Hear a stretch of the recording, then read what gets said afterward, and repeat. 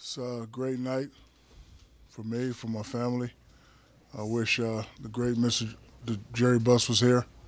I know this process usually takes a long time, but it's because of him that is happening this early in my retirement. Can't thank his family enough, and I just wish he was here. Glad to be here. Uh, Hopefully, I don't get too emotional. And you know, the 8 years that I was here was very fun. I interacted with all of you guys, Jay, Bill, TJ, Shelly. So it was fun. It was fun. So thank you for coming out today, and it means a lot to me. A little bit. I just gets me real emotional. Growing up in Newark, New Jersey, and my father teaching me about the game and always mentioning the names of Wilt Chamberlain and Kareem Abdul-Jabbar, and him telling me when I was a young, medium, juvenile delinquent that if you do things right, son, maybe one day you could be as great as those guys.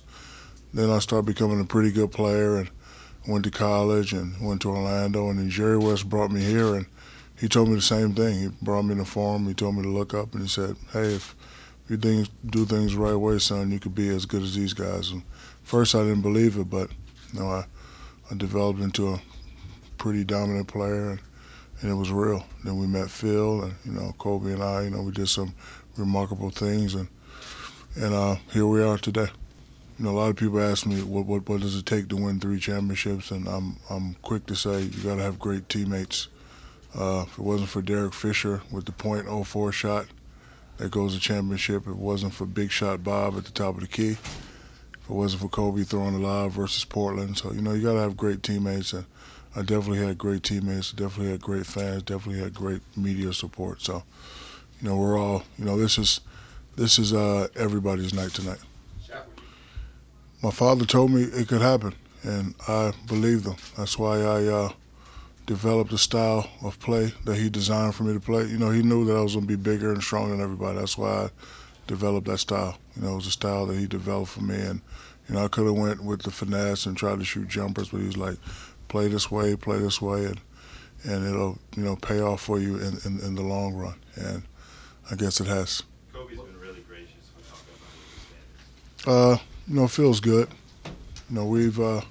We've talked a lot since our playing days, and I had a conversation with the great Bill today, and I had to kind of explain to him that there's 2 different types of dislikes. There's an athletic dislike and there's a real dislike. We never had a real dislike. Every time I see his lovely wife and his beautiful children, I always go to his children and say, hello, babies, I'm Uncle Shaq. So, we had a couple of arguments and disagreements. We had a million good times and 1,000 bad times. But as a leader, it was my job to just focus on the task, and I did that. And, at leaders, when you focus on the task, sometimes the relationship dwindles. But if I had it all over to do it again, would I do it different? Probably not. It was just time to grow up. You get older. I actually get tired of talking about it. I wish you guys would just say that we were the most dominant 1-2 punch ever created. That's what I would like to read, because that's what I know we were. But we haven't played since 2004, 9, 10 years later, and you're still talking about the so-called beef that we had. It was a little arguments, beef. I know you all have brothers and sisters, and I know you all have disagreements and arguments, but you still love him. So he's my teammate, he's my brother. I'm proud to call them both. Did we have arguments and disagreements every day? Yes. The beef was really over when we had the All-Star game in Phoenix, and it was me, him, and my son on stage. And I was just going to give him the MVP trophy, but he just looked at my son and was like, here you go, little man.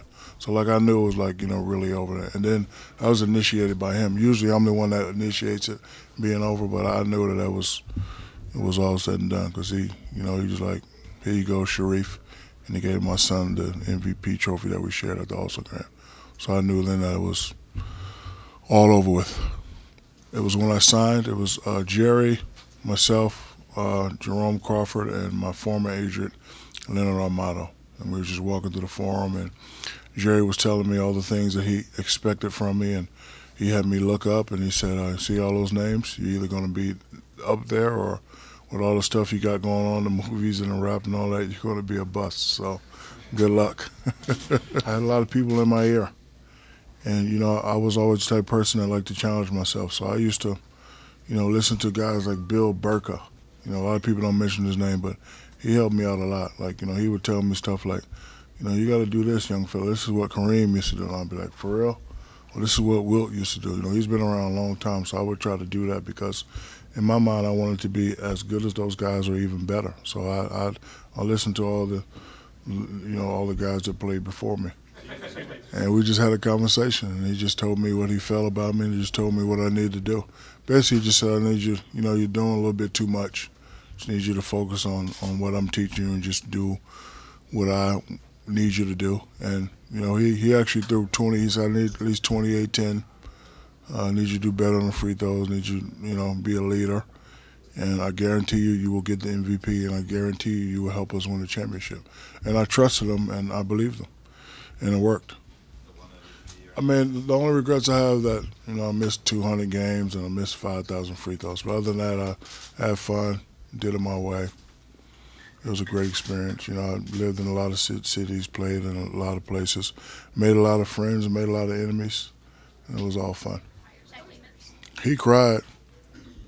He did. He really did, because he's one of those guys that he loves the Lakers. You know, growing up, I also love the Lakers. You know, I loved Kareem, and you know, he tried to force me to shoot the hook shot, but I was one of those cool kids. I really didn't want to shoot that shot, but you know, we loved the Lakers growing up, and you know, when he told me this at 6, 7 years old, I was like, I don't think I'll ever be that good. But you know, as I got older and kept playing, and I was like, maybe I can be this good. So like when I told him, he was like, seriously? Yeah, he was very, very excited. Yes, I did most of my damage here. Won most of my championships here. You know, I had most of my fun here. You know, even though I got one in Miami, you know, it was fun. But you know, we had 3 great ones here, 3 in a row. Mad Dog dancing on stage and stuff like that. You know, that stuff like that is unforgettable. So I'll definitely, if I'm good enough to get into the Hall of Fame, I'll definitely go in as a Laker. The other day I tried to act like I still was a player and tried to run some suicides. Didn't have it. I've always wanted to, you know, just put on a show for the people, for the kids, you know, diving in the stands on people and, you know, winking at people, and you know, just wanted to, you know, let the people know that I appreciate them. You know, the prices that you pay. Hopefully, when you came to watch us play, you had a great night.